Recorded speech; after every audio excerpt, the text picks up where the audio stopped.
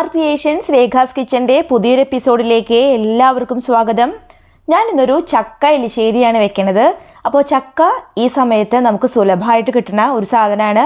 അതുകൊണ്ട് ഒരു അടിപൊളി ചക്ക എലിശ്ശേരി എങ്ങനെയാണ് തയ്യാറാക്കുന്നത് എന്നാണ് ഞാനിന്ന് പറഞ്ഞു തരാനായിട്ട് പോണത്. അപ്പോൾ അതിനായിട്ട് ചക്ക നന്നായിട്ട് വൃത്തിയാക്കി എടുത്ത് ഒരു പാത്രത്തിലേക്ക് മാറ്റിയിരിക്കുകയാണ്. അതിനുശേഷം നമുക്ക് ചെറിയ കഷ്ണങ്ങളാക്കി അത് നുറുക്കിയെടുക്കണം. ചക്ക ഇതുപോലെ ചെറിയ കഷ്ണങ്ങളാക്കി എടുത്തിട്ടുണ്ട്. ഈ ചക്കയുടെ ഒപ്പം തന്നെ ഞാൻ കുറച്ച് കുരുവും കൂടിയും അതിലേക്ക് ചെറിയ കഷ്ണങ്ങളാക്കി ചേർത്ത് കൊടുത്തിട്ടുണ്ട്. ചക്കയും കുരുവും കൂടി ഇടുമ്പോൾ ഒരു പ്രത്യേക ടേസ്റ്റാണ്. ഇനി ഇത് നമുക്കൊന്ന് വേവിച്ചെടുക്കാം. അതിനായിട്ട് ഒരു 1/2 ടീസ്പൂൺ മഞ്ഞൾപ്പൊടി, അതുപോലെ തന്നെ 1 ടീസ്പൂൺ മുളക് പൊടി, ആവശ്യത്തിന് ഉപ്പ് എന്നിവ ചേർത്തിട്ട് നന്നായിട്ട് ഇളക്കി കൊടുക്കുകയാണ്. പിന്നെ ഇതിലേക്ക് ആവശ്യത്തിന് വെള്ളം ഒഴിച്ചു കൊടുക്കണം. വെള്ളം ഞാനിവിടെ 1 കപ്പിൽ 1 കപ്പ് വെള്ളമാണ് ഒഴിച്ചു കൊടുക്കുന്നത്. നമ്മുടെ ചക്കയുടെ അടിഭാഗത്ത് മുകളിൽ നിൽക്കരുത്, അടിഭാഗത്ത് മാത്രമേ വെള്ളം നിൽക്കേണ്ട ആവശ്യമുള്ളൂ. ആ രീതിയിലാണ് വെള്ളം ഒഴിച്ചു കൊടുക്കേണ്ടത്. അങ്ങനെ ഇതെല്ലാം ചേർത്ത് നന്നായിട്ട് ഒരു കയ്യിൽ വെച്ചിട്ട് ഇളക്കി കൊടുക്കുകയാണ്. ഇനി ഇതിലേക്ക് നമുക്ക് കുറച്ച് കറിവേപ്പില ചേർത്ത് കൊടുക്കാം. ആ കറിവേപ്പിലയും കൂടിയും ഇതിൽ നന്നായിട്ടൊന്ന് മിക്സ് ആക്കിയ ശേഷം ഈ കുക്കറിൻ്റെ മൂടി വെച്ചിട്ട് മൂടിയിട്ട് നമുക്കിതൊന്ന് വേവിച്ചെടുക്കാം. ഏകദേശം ഒരു 4 വിസിലാവുമ്പോൾ തന്നെ ചക്ക നന്നായിട്ട് വെന്ത് കിട്ടും. ചക്കയ്ക്ക് ഒരുപാട് വേവൊന്നുമില്ല, 4 വിസിൽ മാത്രം മതി. അപ്പോൾ അത് വരുന്നത് വരെ 4 വിസിൽ വരുന്നത് വരെ നമുക്ക് വെയിറ്റ് ചെയ്യാം. ആ സമയം കൊണ്ട് ഇതിലേക്കുള്ള കൂട്ട് നമുക്ക് അരച്ചെടുക്കാം.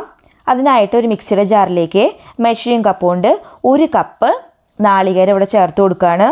ഈ നാളികേരത്തിൻ്റെ കൂടെ പച്ചമുളക് ചേർക്കുന്നുണ്ട്. പച്ചമുളക് നിങ്ങളുടെ എരിവിനനുസരിച്ചിട്ട് എത്രയാണ് വേണ്ടത് എങ്കിൽ അത്ര ചേർത്ത് കൊടുക്കാം.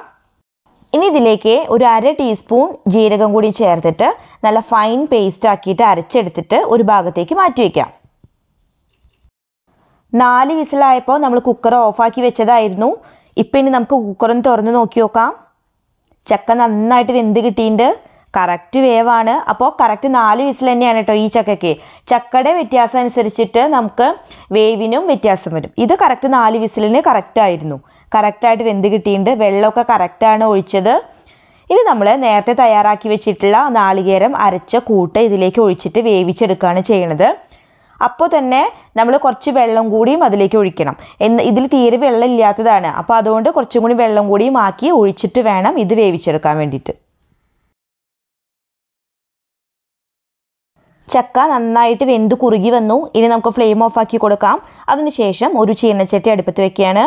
ആ ചീനച്ചട്ടിയിലേക്ക് വെളിച്ചെണ്ണയാണ് ഒഴിച്ചു കൊടുക്കുന്നത്. വെളിച്ചെണ്ണയിലേക്ക് കടുകും വറ്റൽമുളകും കറിവേപ്പിലയും കൂടിയും ചേർത്ത് താളിച്ചെടുക്കാം. അതിനുശേഷം നമ്മൾ ഇതിലേക്ക് മെഷറിംഗ് കപ്പ് കൊണ്ട് 1 കപ്പ് നാളികേരം വറുത്തിടാനായിട്ട് ചേർക്കുന്നുണ്ട്. ഈ നാളികേരം ഇങ്ങനെ വറുത്തിട്ടാലേ ഇതിന് കറക്റ്റായിട്ട് ടേസ്റ്റ് കിട്ടുള്ളൂ. അതുകൊണ്ട് ഇതുപോലെ നാളികേരം വറുത്തിടുന്നത് ആരും മിസ്സാക്കരുത്. നാളികേരം ഇവിടെ നന്നായിട്ട് മൂത്ത് വന്നിട്ടുണ്ട്. ഒരു ബ്രൗൺ കളർ ആവാറായിട്ടുണ്ട്. ഈ സമയത്ത് ഇതിലേക്ക് നേരത്തെ ചക്കയും നാളികേരും ഒക്കെ കൂടിയിട്ട് റെഡിയാക്കി വെച്ചത് ഇതിലേക്ക് ഒഴിച്ചിട്ട് നന്നായിട്ടൊന്ന് ഇളക്കിയെടുക്കാം. ഈ ചക്കയുടെ എല്ലാ ഭാഗത്തും ഈ വറുത്ത നാളികേരം ഉണ്ടാവണം. ഇനിയിപ്പോൾ മെഷറിംഗ് കപ്പ് കൊണ്ട് 1 കപ്പ് നാളികേരം എന്നുള്ളതിന് പകരം നിങ്ങൾ 2 കപ്പ് നാളികേരം എടുത്താലും കുഴപ്പമില്ല കേട്ടോ. ഈ കറിക്ക് നാളികേരം എത്ര കൂടുതലായാലും അത്ര ടേസ്റ്റാണ്. വറുത്തിടുന്ന സമയത്ത് നല്ല പുളിറുമ്പിൻ്റെ കളറാക്കിയിട്ട് നാളികേരം വറുത്തിടണം. അങ്ങനെ വളരെ ടേസ്റ്റിയും അതുപോലെ തന്നെ ഹെൽത്തിയുമായിട്ടുള്ള ചക്ക എലിശ്ശേരി ഇവിടെ റെഡി ആയിരിക്കുകയാണ്. നിങ്ങളെല്ലാവരും ഇതുപോലൊന്ന് ട്രൈ ചെയ്ത് നോക്കണം. നിങ്ങൾക്ക് ഈ ചക്ക എലിശ്ശേരി ഇഷ്ടമായെങ്കിൽ ലൈക്ക് ചെയ്യാൻ മറക്കരുത്. കൂടാതെ ചാനൽ സബ്സ്ക്രൈബ് ചെയ്യണം. നിങ്ങൾക്ക് ഇന്നത്തെ എൻ്റെ വീഡിയോ ഇഷ്ടമായിട്ടുണ്ടെങ്കിൽ നിങ്ങളുടെ ഫ്രണ്ട്സിനും റിലേറ്റീവ്സിനൊക്കെ ഒന്ന് ഷെയർ ചെയ്ത് കൊടുക്കണം. വീണ്ടും ഒരു അടിപൊളി വീഡിയോവുമായിട്ട് വരുന്നതായിരിക്കും. അതുവരേക്കും നന്ദി, നമസ്കാരം. Thank you for watching.